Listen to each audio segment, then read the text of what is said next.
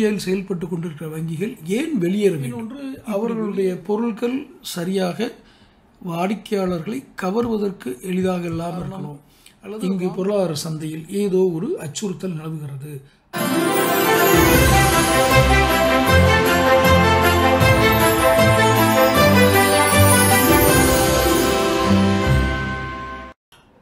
தமிழகம் times நேயர்களுக்கு என் அன்பான வணக்கங்கள். எப்படி மருத்துவம், ஆரோக்கியம், உடல் சார்ந்த ஆரோக்கியம் முக்கியமோ அதுபோன்ற வெல்த், பணம் சார்ந்த முதலீடுகள், சேமிப்புகள், பணம் சார்ந்த தகவல்களும் விழிப்புணர்வுகளும் முக்கியம் என்பதை உணர்ந்திருக்கிறது நமது சேனல். அதற்காக பொருளாதாரம் குறித்த விழிப்புணர்வும் நம் சேனல் வெளிவருகிறது. அதனுடைய முதல் பதிப்பாக இந்த காணொளி, இந்தியாவிலிருந்து வெளியேறும் வெளிநாட்டு வங்கிகள். இந்தியாவிலிருந்து வெளிநாட்டை சேர்ந்த வங்கிகள், இந்தியாவில் செயல்பட்டு கொண்டிருக்கிற வங்கிகள் ஏன் வெளியேற வேண்டும்? இப்படி வெளியேறுவது எதற்கான அறிகுறி?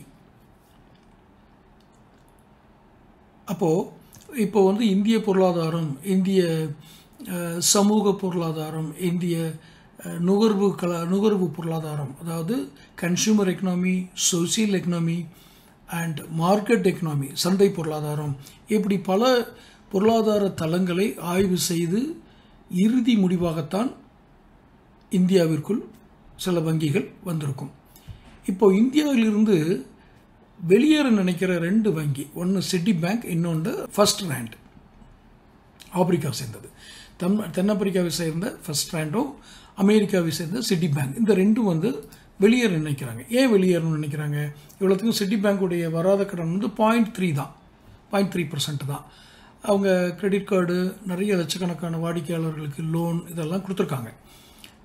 ரேண்ட், இந்த தென்னாப்பிரிக்கா வங்கியான ஃபர்ஸ்ட் ரேண்ட் ஒரே ஒரு கிளை தான் வச்சுருக்குது, எங்கே, மும்பையில். அவங்களும் வெளியேறணும்னு நினைக்கிறாங்க. அப்போது இதனோட அறிகுறி நல்லா பாருங்கள். ஒரு லாபம் வர, இப்போ நான் ஒரு சந்தையில் கடை ஒருத்தர் போடுறாரு, ஒரு பெரிய சந்தை கூடுது, அந்த சந்தையில் ஒருத்தர் கடை போடுறாரு அப்படின்னா அந்த கடையை தொடர்ந்து அவரால் நடத்த முடியாததுக்கு காரணம் என்ன காரணம் இருக்க முடியும்? ஒன்று, அவருக்கு பொருளாதார சிக்கல் இருக்கணும். இங்கே வங்கிகளை பொறுத்த வரைக்கும் முதலீடு தான் வர்றாங்க, அவங்களுக்கு அந்த சிக்கல் இல்லை. இன்னொன்று, அவர்களுடைய பொருட்கள் சரியாக வாடிக்கையாளர்களை கவர்வதற்கு எளிதாக இல்லாமல் இருக்கணும், அல்லது வாங்கக்கூடிய அந்த பொருள் இந்த சந்தைக்குள்ளே போக முடியாத பொருளாக இருக்கணும். இப்போ இது ஃபைனான்சியல் ப்ராடக்ட், இது இந்த வங்கிகள் கொடுக்கக்கூடியது அப்படிங்கிறதுனால இப்படி பாருங்கள், இந்தியாவுடைய சமூக பொருளாதாரமோ கன்சூமர் எக்கனாமி பொறுத்த வரைக்கும் இந்தியாவில், அதாவது நுகர்வு பொருளாதாரம், பொருளை வாங்குகிற தன்மை, பொருள் விற்கிற அந்த இலக்கு இருக்கு இல்லையா, இதெல்லாம் பார்த்தா ஓகே, இது ஓரளவுக்கு இந்தியன் கன்சூமர் எக்கனாமி நல்லா தான் இருக்கும். ஆனால் சமூக பொருளாதாரம் குறைஞ்சிருக்கும்.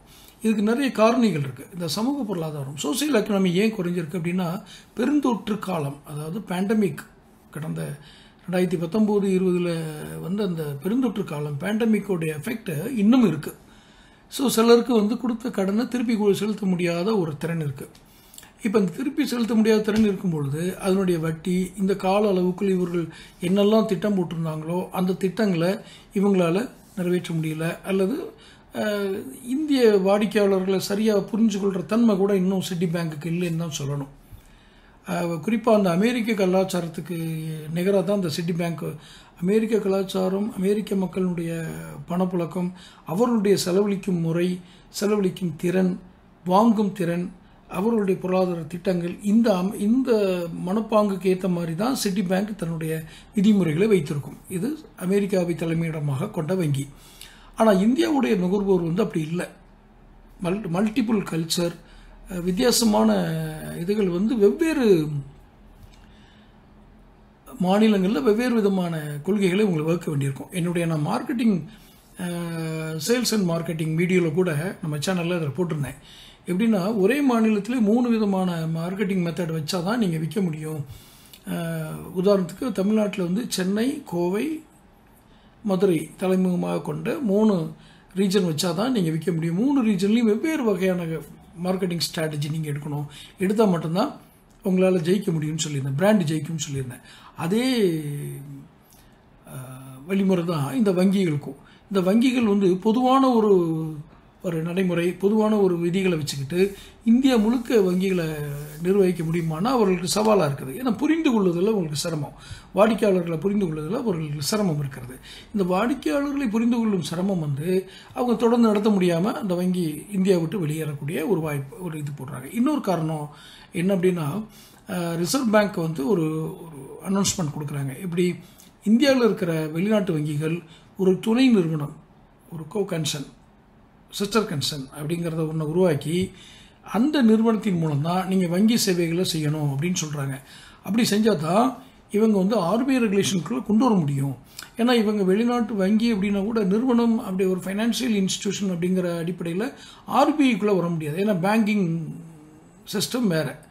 அப்போ இவங்க பேங்கிங் சிஸ்டத்துக்குள்ளே வந்தால் மட்டும்தான் ஆர்பிஐ ரெகுலேட் பண்ண முடியும். நீ வெளிநாட்டு வங்கியோ உள்நாட்டு வங்கியோ, இல்லை வங்கின்னா இப்படி தான் இருக்கணும் அப்படின்னு ஒரு சிஸ்டம் கொண்டு வர முடியும். அந்த ஒரு சிஸ்டத்துக்குள்ளே கொண்டு வர்றதுக்கு ஒரு துணை நிறுவனத்தை ஆரம்பிச்சுக்குங்க அப்படின்னு ஆர்பிஐ ஒரு வழிமுறை கொடுக்குது. அதை வந்து பெரும்பாலான வங்கிகள் ஏற்றுக்கிச்சு. வெளிநாட்டை சேர்ந்த வங்கிகள், சில வங்கிகள் ஏற்றுக்கல. அதில் ஒரு குறிப்பிட்ட வங்கி தான் அமெரிக்காவை சேர்ந்த சிட்டி பேங்க் வங்கியும் தென்னாப்பிரிக்காவை சேர்ந்த ஃபர்ஸ்ட் ரேண்ட் வங்கியும். இந்த 2 வங்கிகளும் அது மாதிரி தேவையில்லைன்னு சொல்லிட்டு வெளியே ரெடி ஆகிட்டாங்க. இப்போது பொதுவாக அது மாதிரி வெளியேறினா என்ன நடக்கும்? இவங்க கொடுத்துருக்க கடனை எப்படி வசூல் பண்ணுறது? இதுக்கு வந்து இவங்களுடைய பொருளாதார ஸ்திரத்தன்மை, கடனுக்கு இவங்க ஒதுக்கியிருக்கிற கடனுக்கு இவங்க ஒதுக்கியிருக்கிற அமௌண்ட்டு, இதெல்லாம் வச்சு பார்க்கும்போது இதை வந்து HDFC, ICICI, இங்கே இருக்கிற HSBC இந்த மாதிரி வங்கிகள்லாம் உடனே வாங்கிடுவாங்க, வாங்குறதுக்கு ரெடியாக இருக்கிறாங்க. டிபிஎஸ், கொடாக், அந்த மாதிரி வங்கி, SBI இல்லை, இவங்ககிட்டலாம் பணம், இவங்க அதை என்ன பணம் கொடுத்து வாங்கினா நம்ம இதை மெயின்டைன் பண்ணால் இவ்வளோ பணம் கிடைக்கும், வராத கடனுக்கு இவ்வளோ பணம் கொடுக்குறாங்க, இது பண்ணுறாங்கன்னா ஈஸியாக வாங்கிடுவாங்க. ஸோ இப்படி நம் நாட்டிலேருந்து வங்கிகள் வெளியேறுவது நமக்கு ஒரு பெரிய பாதிப்பு ஏற்படுத்தாது என்றாலும் கூட வங்கிகள் வெளியேறுவது ஒரு ஆபத்தான அறிகுறியாக, பொருளாதார அறிகுறியாகத்தான் பார்க்க வேண்டியுள்ளது. காரணம், இங்கு பொருளாதார சந்தையில் ஏதோ ஒரு அச்சுறுத்தல் நிலவுகிறது. அதனால்தான் வந்த 2 வங்கிகளும் கடையை மூடிவிட்டு கிளம்புகின்றன. இதை ஒரு பொருளாதார எச்சரிக்கையாக நாம் பார்த்துக்கொள்ள வேண்டும். தொடர்ந்து நம்முடைய வீடியோக்கள் பாருங்கள், சேனல் சப்ஸ்கிரைப் பண்ணுங்கள், நோட்டிஃபிகேஷன் பில் பதிவு பண்ணுங்கள். நன்றி, வணக்கம்.